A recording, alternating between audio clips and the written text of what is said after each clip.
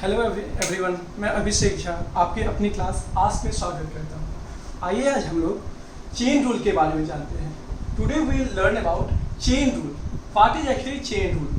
इसमें क्या होता है, ये दो टाइप में हम लोग दो पार्ट में इसको डिवाइड कर देंगे। सबसे पहले डायरेक्ट प्रोपोर्शन और एक होता है इनडायरेक्ट प्रोपोर्शन, यानी कि डायरेक्टली प्रोपोर्शनल।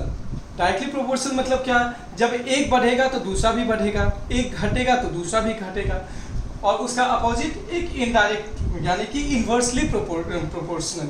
जैसे हम बोलते हैं ना, कोई भी चीज़ इन्वर्सली प्रोपोर्शनल है और किसी में डायरेक्टली प्रोपोर्शनल है।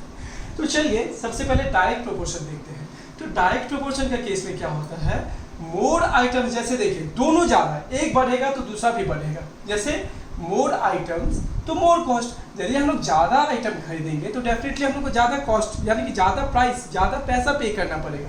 तो more items more cost. Similarly more man, यदि ज़्यादा व्यक्ति है, ज़्यादा वर्कर्स है तो मोर वर्क, ज़्यादा काम होगा।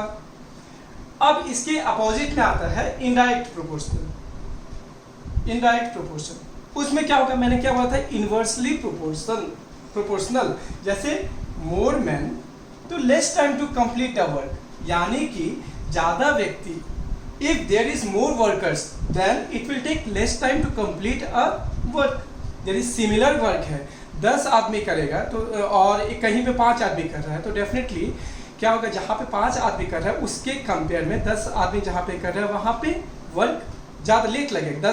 10 व्यक्ति जहाँ पे काम करे वहाँ पे जल्दी कंप्लीट हो जाएगा काम। तो उस केस में क्या हो रहा है, ज़्यादा आदमी यानी कि मोर मैन तो लेस टाइम। तो इसमें क्या हुआ, मोर लेस, ज़्यादा व्यक्ति लेस टाइम, तो इनडायरेक्ट यानी कि इन्वर्सली प्रोपोर्शनल। उसी तरह एक और एग्जांपल हम लोग देख सकते हैं, मोर स्पीड, यानी कि कहीं हम लोग जा रहे हैं तो ज़्यादा स्पीड से यदि हम लोग बाइक चलाएंगे तो डेफिनेटली हम लोग को लेस टाइम, कम टाइम लगेगा, यानी कि मोर तो लेस।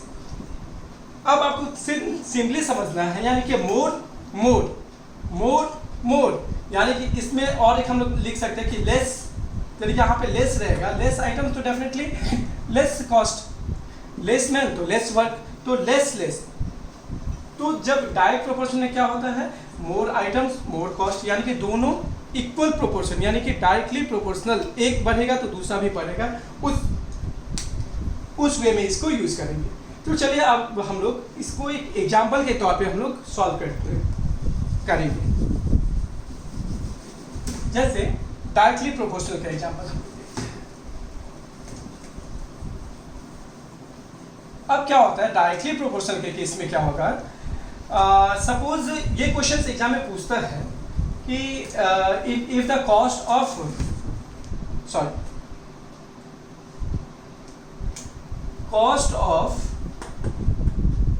सपोज 20 मैंगोज या 20 पेन पकड़ लेता हूँ, यानी कि पेन एक आर्टिकल्स हो गया, इसका यदि कॉस्ट 300 है, मैं सिंपल एक एग्जांपल बता रहा हूँ, इसका कॉस्ट यदि 300 रुपया है, 20 पेन खरीदने में हम लोग को 300 रुपया लगा, तो तब हम लोग से क्वेश्चन पूछा जा सकता है कि 25 पेन परचेज करने में कितना लगेगा, तो 25 पेन का कॉस्ट क्या होगा। तो अभी मैंने बोला था ना कि डायरेक्टली प्रोपोर्शनल, ये तो more cost more money we have to pay, so ये डायरेक्ट प्रोपोर्शन ये क्वेश्चन हो गया। कॉन्सेप्ट इसमें डायरेक्ट प्रोपोर्शन वाला यूज करेंगे। तो डायरेक्टली प्रोपोर्शनल जब रहेगा तो यानी कि देखिए कॉस्ट ऑफ 20 पेन, यानी कि 20 pen by cost of 25 pen equals to, अब 20 पेन डायरेक्टली प्रोपोर्शनल है तो कितना कॉस्ट है, 300 बाय 25। इसको हम लोग को फाइंड करना है, पॉइंट आउट, ये तो x इसको मान लेते हैं। तो सिमिलरली क्या हो जाएगा, simply x equals to 300 into 25 by 20।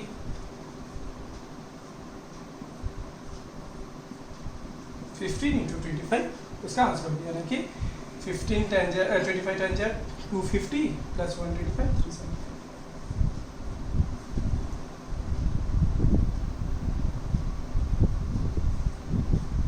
375 इसका आंसर होगा। अब यही क्वेश्चन आप लोग यूनिटरी मेथड से भी कर सकते हो, यानी कि इसमें उस केस में क्या होगा, आपको पहले एक पेन का प्राइस निकालो, उसके बाद वो लेंदी प्रोसेस हो जाता है। लेकिन इस केस में हम लोग डायरेक्टली क्या किए, सिंपली हम लोग को निकल गया आंसर कि 20 पेन का कॉस्ट यदि 300 है तो 25 पेन का कितना होगा। या कभी कभी क्वेश्चन पूछता है कि यानी कि 20 पेन का कॉस्ट यदि 300 है तो ये 375 रुपीज़ में कितने पेन्स मिलेंगे, तो उस टाइम यहाँ पे एक्स हम लोग मान के कर सकते सॉल्व, यानी डायरेक्टली जो प्रोपोर्शन रहेगा 20 तो उस केस में क्या करेंगे 20 तो डायरेक्टली प्रोपोर्शनल सिंबल एज्यूम करके हम लोग कर सकते हैं 2325 यहाँ पे एक्स।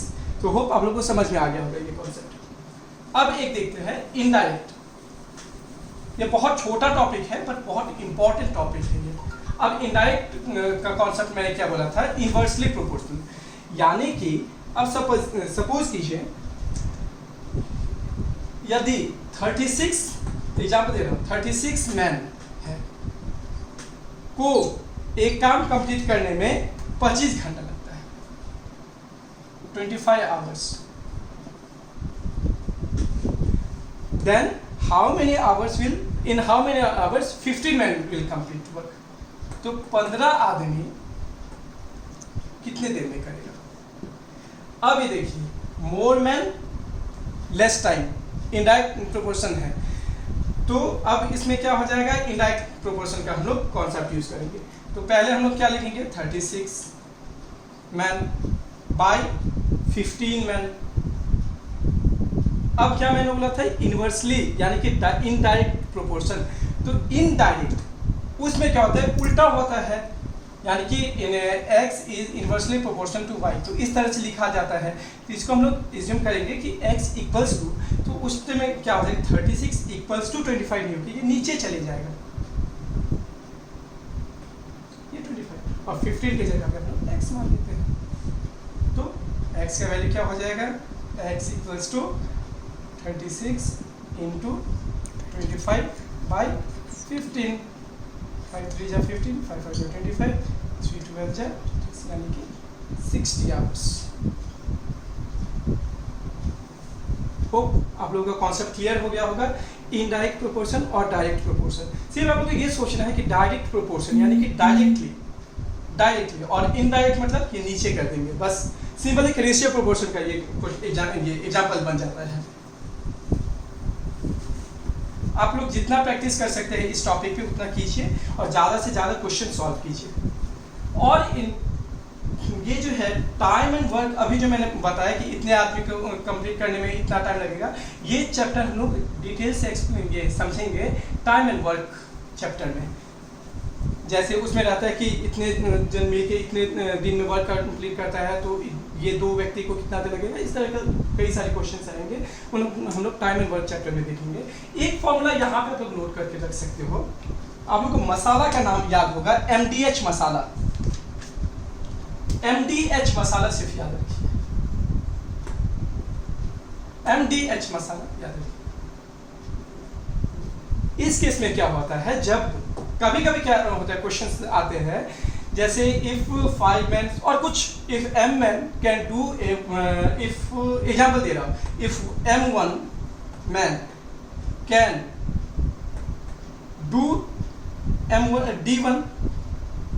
D1 डे में काम कंप्लीट करेगा, पर day H1 hours per day वो वर्क करता है, तो वो W1 कंप्लीट, एग्जाम्पल दिया हूँ W1 एक वर्क है ये कंप्लीट किया, तो सेम वर्क इन केस ये W1 या W मान के चलिए कि एक वर्क है, यदि सेम वर्क को M2 व्यक्ति यदि D2 डे में H2 आवर करता है तो W वर्क सेम है। इनके यदि वर्क अलग अलग है तो यहाँ हम लोग W1 मान लेते हैं, यहाँ W2, तो यानी कि MDH M1 D1 H1 equals to M2 D2 H2, यानी कि number of mans, number of days, number of hours they are working in a day by work, कितना वर्क कंप्लीट हुआ है। सेम सिमिलरली इक्वल्स टू होता है उसका M2 D2 H2 bye W।